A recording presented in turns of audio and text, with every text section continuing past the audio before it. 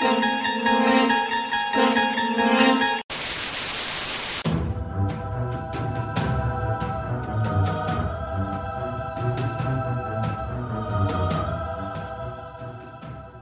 auditrices et chers auditeurs, dans cet épisode de la Zone Fantastique, je vous propose de découvrir I Saw the TV Glow, une pépite du cinéma de genre américain distribuée par le prolifique studio A24 qui n'a malheureusement connu qu'une sortie en VOD en septembre 2024. Cette œuvre personnelle de la réalisatrice Jane Schoenbrunn mérite pourtant notre attention grâce à son scénario étonnant et à sa vision des plus actuelles d'une génération de personnages prisonniers de leur mélancolie et de leur solitude. I know this might sound crazy. I don't want to alarm you. Do you remember a TV show we used to watch together? It was called... The Pinko Pig? Yeah. Do you watch?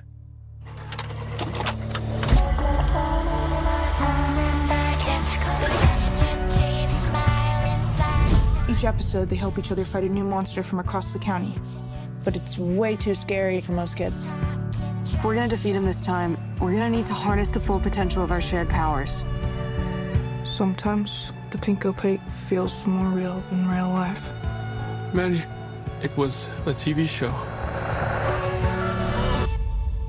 Are you sure that's all it was? L'action commence en 1996 pour Owen, un adolescent qui s'ennuie ferme dans sa petite ville du New Jersey et dans sa petite cellule familiale aux règles strictes et peu propices à l'émancipation. Pour tuer le temps, le jeune garçon pourrait zapper inlassablement devant le téléviseur du salon familial si sa rencontre avec Maddie, une adolescente un peu plus âgée que lui, ne l'incitait pas à attarder son attention sur l'Opaque Rose, une série diffusée après 22 heures, heure à laquelle Owen est supposé se coucher. Bien que l'Opaque Rose soit une série pour adolescents, elle représente tout de même une transgression pour Owen, qui défie ainsi l'autorité parentale pour aller regarder chaque semaine la série dans le canapé de Maddie en prétendant dormir chez un camarade de classe. Et déjà, le charme étrange de I Saw the TV Glow opère avec l'esthétique désuète de cette série inventée pour les besoins du film, de la qualité de l'image diffusée sur écran cathodique à la typographie du générique, évoquant pour les millennials comme Owen des souvenirs télévisuels amalgamant les incroyables pouvoirs d'Alex, Eri Indiana, Fais-moi peur, et même quelques objets audiovisuels bizarres que notre mémoire a probablement déformés et qu'elle ne sait plus vraiment identifier à présent.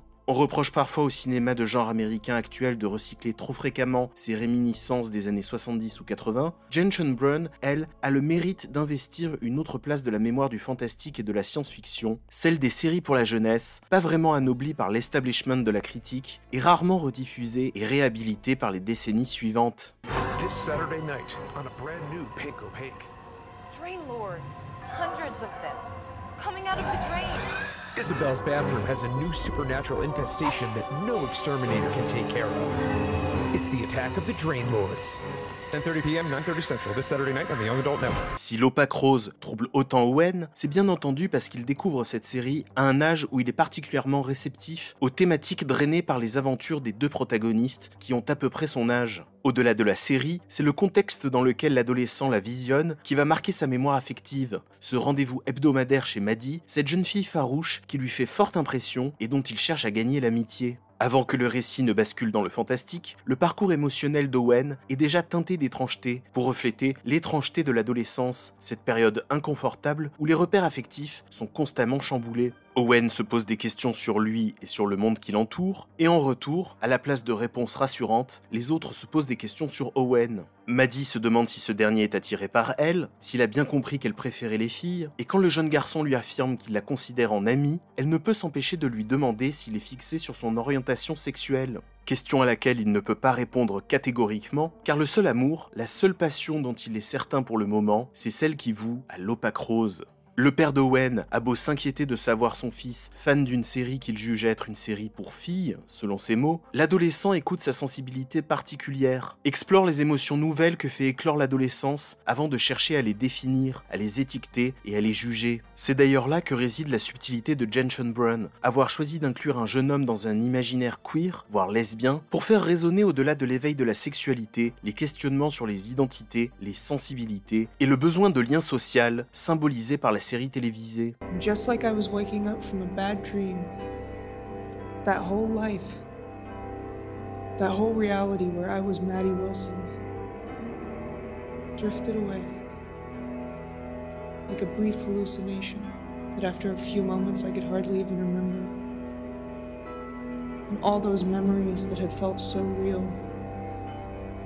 washed away with the rain back at our old sleepaway camp. C'est justement quand ils finissent par établir un lien fort, à l'image de celui des protagonistes de leur série préférée, que Maddie et Owen voient leur histoire basculer dans l'étrange, et peut-être même dans le surnaturel, si on adopte l'interprétation des événements par Maddie. Le fantastique s'immisce dans le quotidien des deux téléspectateurs, notamment par ses traits de couleur fluorescents, dessinés à la craie sur les trottoirs par des enfants du voisinage qui rappellent le code couleur de la série télé. La lumière a un rôle important dans l'ambiance surnaturelle, puisqu'on ressent l'étrange impression qu'Owen, prisonnier pour ainsi dire de sa petite bourgade, erre dans des décors plongés dans la pénombre, comme s'ils étaient désertés par les adultes, que les lumières principales avaient été éteintes après fermeture, et qu'Owen n'était qu'un intrus pouvant seulement se guider grâce aux éclairages de veille et des sorties de secours. Si d'autres habitants traversent parfois ces décors, ils donnent généralement l'impression de n'être que des fantômes de fêtes et d'activités passées et bientôt oubliées. Dans ce petit monde en sourdine dans lequel Owen continue de se sentir étranger, même à l'âge adulte, surgissent parfois ces lumières fluorescentes, rappelant le jeune homme vers cet autre univers, plus attrayant et sur certains aspects, plus familier, celui de l'opaque rose, où des aventures trépidantes et des relations fortes et sincères peuvent exister.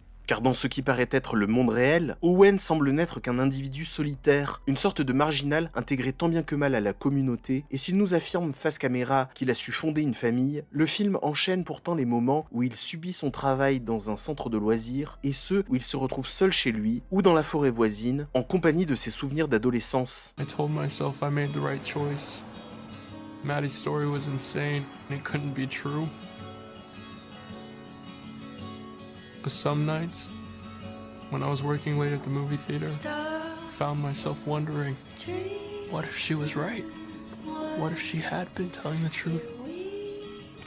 What if I really was someone else? Le cinéma fantastique questionne régulièrement notre rapport aux mythes et aux légendes, et peut clairement s'amuser avec le curseur de nos croyances, de nos repères graduant le spectre du cartésien jusqu'au paranormal. Ce qui distingue la démarche de I Saw the TV Glow, c'est qu'elle choisit non pas un mythe aux origines incertaines, mais une œuvre de fiction pour questionner son protagoniste et nous questionner nous, spectatrices et spectateurs par la même occasion. Owen a conscience que l'Opaque Rose est une série télévisée, donc une fiction. Il a même l'occasion de la revoir sur une plateforme de streaming et d'être déçu par son aspect naïf et désuet. Le traumatisme affectif a beau être désacralisé, le mythe démystifié, Owen restera pourtant hanté par les questions existentielles qu'il a provoquées chez lui. Et si certaines séquences rapprochent parfois le film du genre horrifique, c'est parce qu'elles mettent en image de manière percutante cette peur qui ronge le protagoniste, celle d'être passé à côté de ce qu'il est véritablement, de ce qu'il aurait pu faire de sa vie, et des univers merveilleux qu'il aurait pu explorer. Jane Schoenbrunn est clairement une cinéaste à suivre, car elle a su élaborer son univers personnel en partant de nos expériences collectives, de notre passion pour des œuvres de fiction qui nous ont accompagnés sur plusieurs années et nous fascinent encore grâce à des univers forts comme celui de Twin Peaks ou de la Caravane de l'étrange, ou des mythologies denses comme celle de Buffy ou de Lost, dans lesquelles on se plonge, on se perd, pour pallier à ce que l'on n'arrive pas à référencer, à cartographier et à décrypter dans les environnements cacophoniques ou désenchantés autour de nous.